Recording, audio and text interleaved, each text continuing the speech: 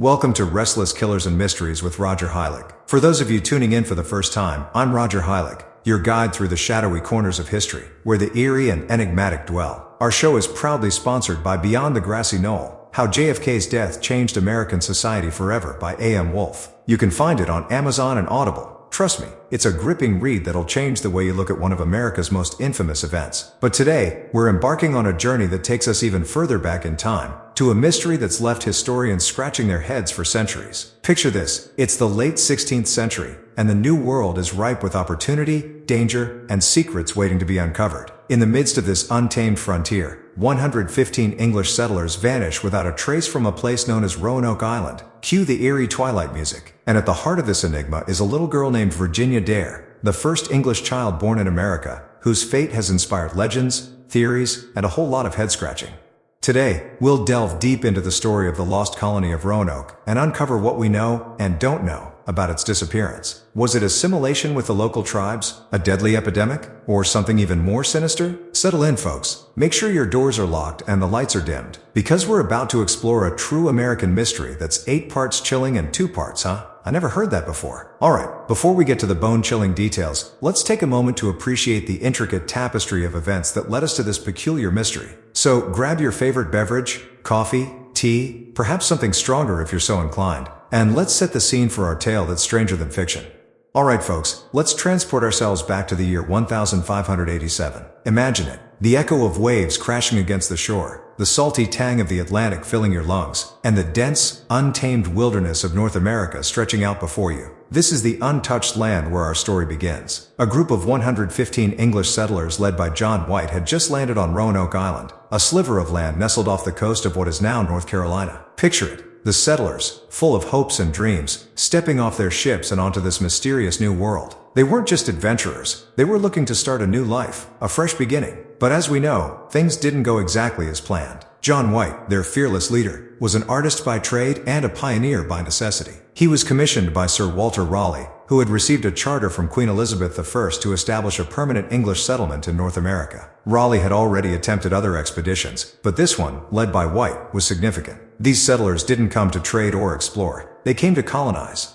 Let's dive a bit into the place they chose for this endeavor, Roanoke Island. It's a beautiful yet haunting place, surrounded by waterways and lush swampland, with dense forests that could easily become a labyrinth for the unwary. The island was strategically chosen for its defensible position and relative safety from Spanish ships patrolling the Atlantic. But it also came with its own set of challenges: severe weather, unfamiliar terrain, and of course, the unknown presence of indigenous tribes. Now, life wasn't easy for these colonists. They arrived late in the season, giving them a narrow window to establish their settlement before winter set in. There was a lot to be done: building houses, planting crops, and establishing trade with the local tribes. The tribes, let's not forget them. The settlers found themselves amid several indigenous groups, with relationships ranging from friendly to outright hostile. The Algonquin-speaking peoples in the area had their own complex societies and territories, and the presence of the English was a game-changer, in more ways than one.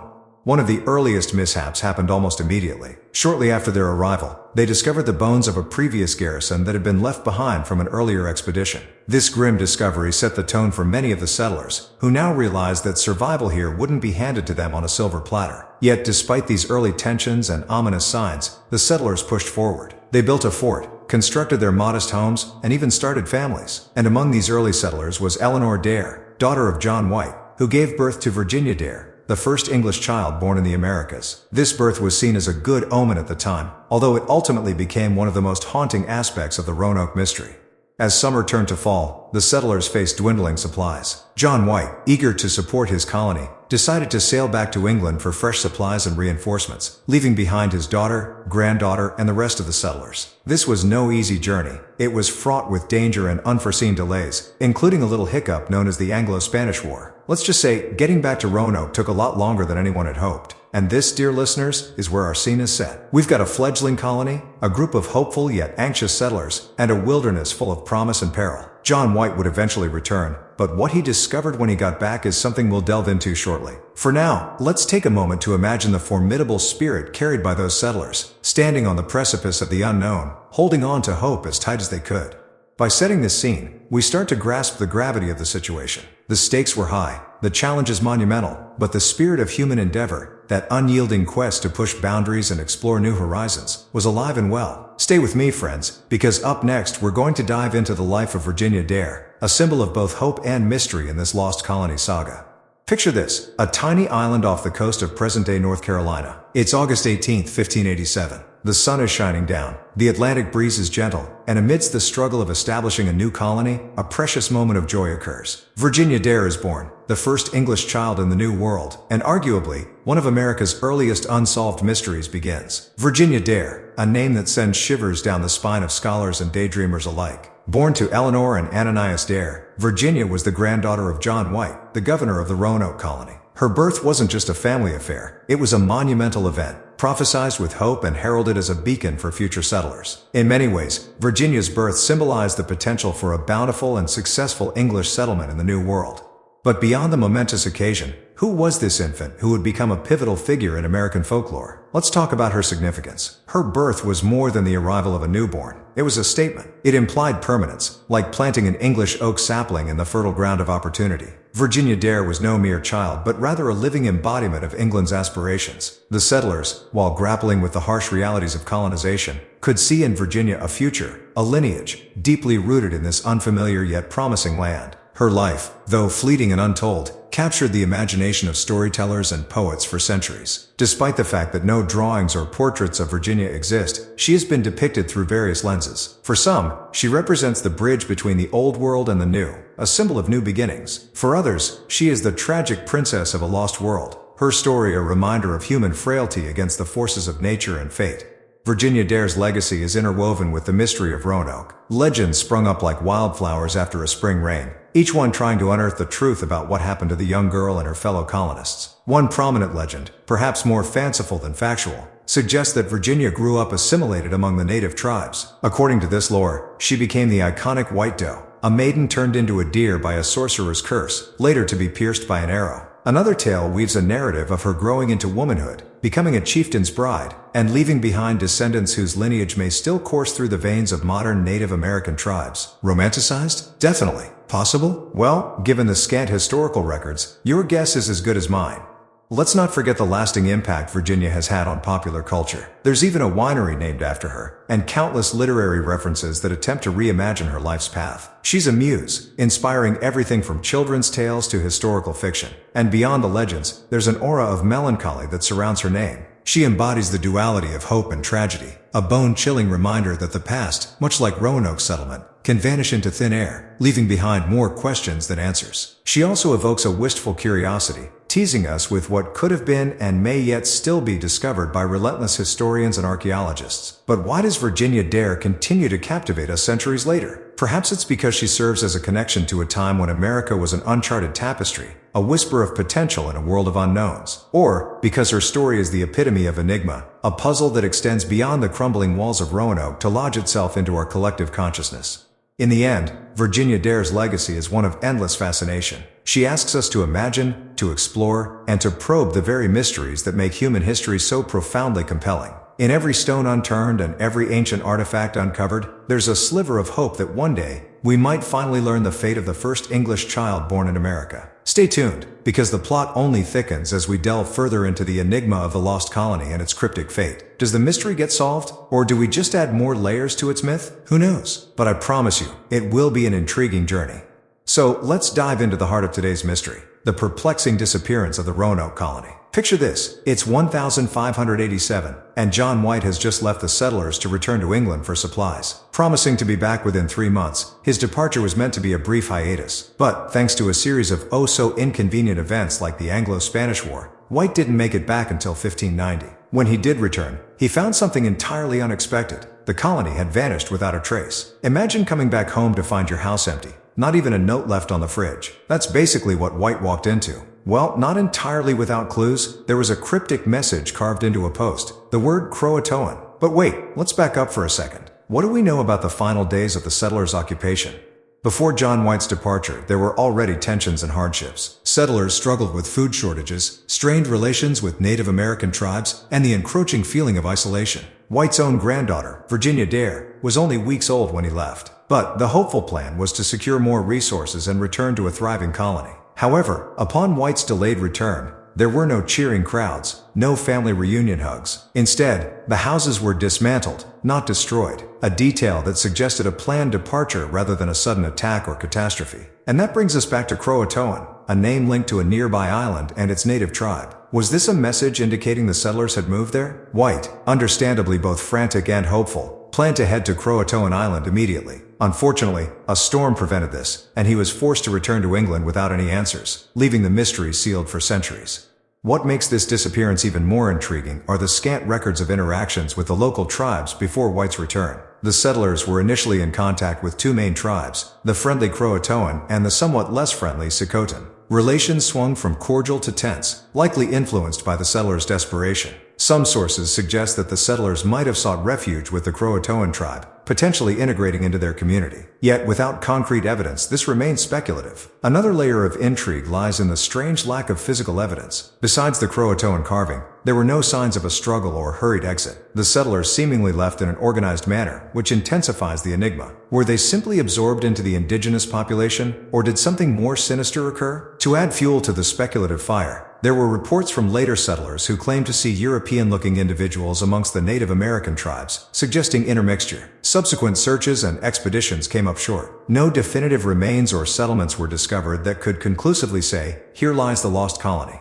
And then there's the eerie silence of the enigmatic word Croatoan itself. Found on a post, it was a prearranged signal indicating where the settlers would go if they had to relocate. They were supposed to carve a Maltese cross if they left under duress. There was no cross, suggesting no immediate danger. So, did they move to Croatoan Island willingly? Why were they never found or heard from again? To sum up, the disappearance of the Roanoke Colony is a cocktail of enigmatic clues and frustrating near misses. An empty settlement, a carved word, and a cryptic legacy left behind for future generations to puzzle over. We have hints, interactions that ended on a hopeful note, an organized departure, and mysterious reports of Europeans among native tribes, but no solid conclusion. The settlers of Roanoke essentially walked out of history and into legend, leaving us scratching our heads.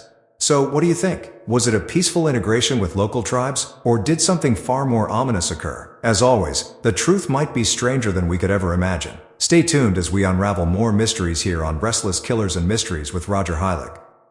Theories and explanations, the juiciest part of any mystery. Wouldn't you agree? Let's dive into the swirling vortex of possibilities surrounding the fate of the Roanoke Colony and its inhabitants, starting with the most widely considered theory. First up, we have the friendly integration theory. One of the leading thoughts is that the colonists may have simply assimilated with local Native American tribes. Given their dire circumstances, lack of supplies, harsh conditions, and the mystery of their dwindling numbers, many believe the settlers found refuge with the indigenous people, specifically the Croatoan tribe. Now, there's something inherently romantic about this idea, isn't there? Strangers in a strange land, finding kinship and survival through cultural integration, like an early American version of Survivor, Tribal Edition. Now, we can't ignore that tantalizing word found carved into a paling at the deserted colony, Croatoan. Not the autograph of an otherworldly entity, but the name of a nearby island and the tribe residing there. This clue has had historians' eyebrows raised for centuries. Could it be a signal, a post-it note from the past, saying, "We've moved here for better Wi-Fi"? It's a hopeful theory, suggesting that some of the settlers were welcomed and blended into the community, their European heritage dispersing and melding into Native American culture over time.